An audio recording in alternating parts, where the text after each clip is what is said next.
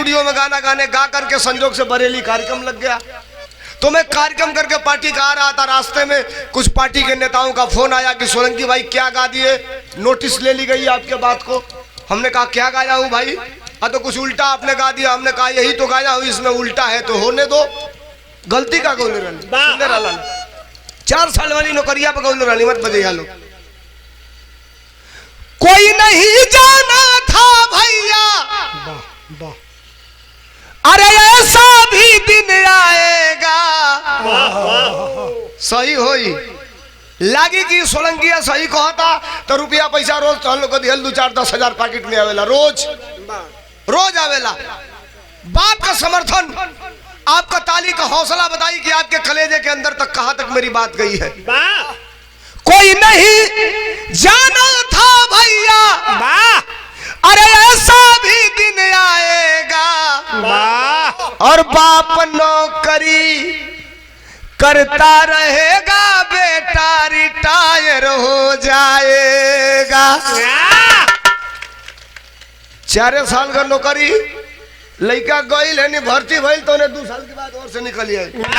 लोग कुछ लिखा हो तो भर्ती हो गई, रिटायरो हो गई। पेंशन आ तो मोदी जी बंद कर दिया। एक दिन जहाज में 3 लोग जा रहे थे, एक जगह जहाज में 3 लोग जा रहे थे। 3 लोग तो हमारे और दिमाग रहे हमारे और। एक दिन जहाज में 3 लोग जा रहे थे।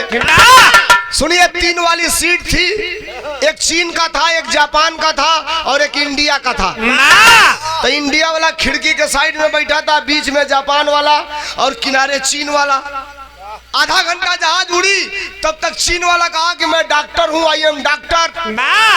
तो जापान वाला कहा डॉक्टर हो तो कहा हमने एक आदमी का ऑपरेशन करके किडनी चेंज कर दिया है। तो कहा अच्छी बात है भाई, डॉक्टर है, आपने ऑपरेशन करके किडनी चेंज कर दिया, अच्छी बात हो गई। कहा नहीं, हमने जो किडनी चेंज करके टाका लगाया उसके 1 घंटे के बाद वो आदमी खड़ा होकर काम धंधा ढूंढना चालू कर दिया।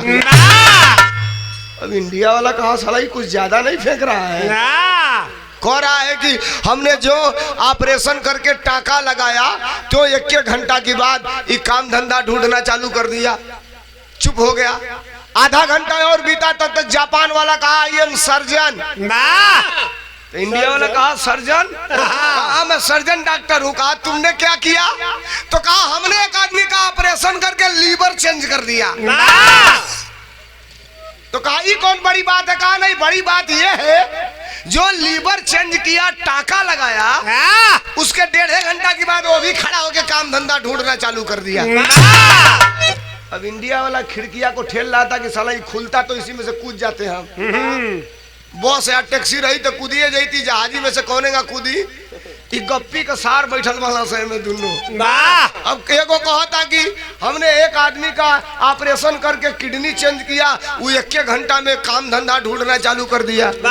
एगो कहा था कि हमने ऑपरेशन करके लीवर चेंज किया, वो 1.5 घंटा में काम धंधा ढूंढना चालू कर दिया। अपने में दोनों डिस्कस कैले, वहां से तो बड़ी तेज नटलस।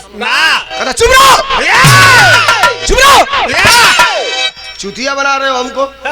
कितना बड़े तिस्मार खा हो जी तुम लोग। तुमने किडनी का ऑपरेशन किया, 1 घंटा में काम धंधा ढूंढना चालू किया। तुमने लीवर का ऑपरेशन किया, लीवर चेंज किया, वो 1.5 घंटा में काम धंधा ढूंढना चालू किया। हम लोगों ने इंडिया में केवल 1 आदमी चेंज किया। एक आदमी समझ रहे हैं आप लोग ना? हम नाम नहीं लेते हैं उनका, हम नाम ले लेंगे तो भोजन नहीं मिलेगा। चले भी मत करिए। कहा हम लोगों ने इंडिया में केवल 1 आदमी चेंज किया, आज पूरा इंडिया काम धंधा ढूंढना चालू कर दिया। जो लो काम गड़बड़ी तो तब हो जाती है साहब, गांव में जाके खूब समझाओ तो नहीं जाके भैया, ए भैया कौरू का तेल 200 रुपया लीटर हो गई। कौतन 100 से का ले पाकिस्तान ठीक बा न? भाई हाँ हो। ए भैया लड़का का पढ़ाई महंगा हो गई, महंगाई बढ़ गई।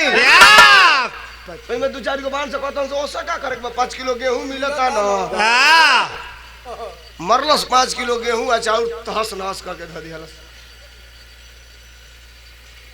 सवाल इसका नहीं है मित्रों, सवाल तो इसका है जब देश में फ्री बांटे जाने की वकालत होती है और देश में पढ़ा लिखा आदमी भी जब कहता है बैठ करके कि इस देश में फ्री 5 किलो गेहूं और 5 किलो राशन मिलता है। हमने कई बार बड़े चैनलों पे भी डिबेट में कहा है, भारत के प्रधानमंत्री और देश के उत्तर प्रदेश के मुख्यमंत्री से भी हमने कहा है कि माननीय जी आप फ्री दे रहे हैं, हम विरोध भी नहीं करते, लेकिन हमें नहीं चाहिए 5 किलो चावल फ्री, हमें नहीं चाहिए 5 किलो गेहूं फ्री।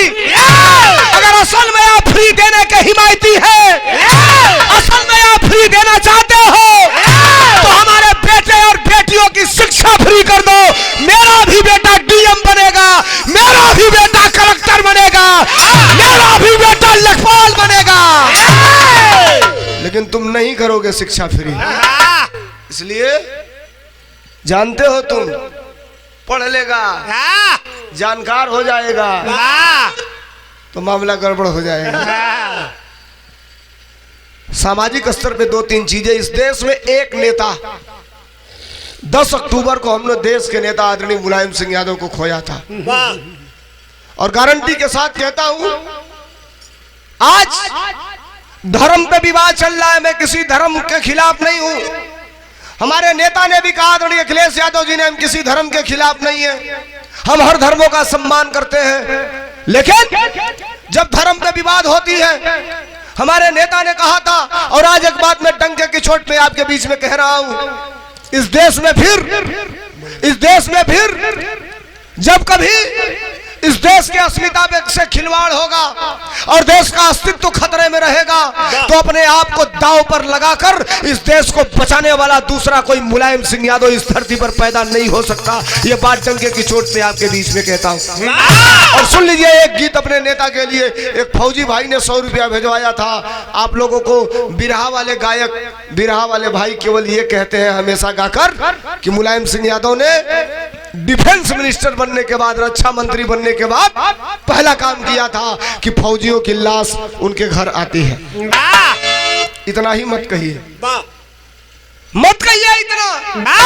असल में तो आपको वकालत ये करनी पड़ेगी, भारतीय जनता पार्टी के लगे कोनो जादू नहीं खे।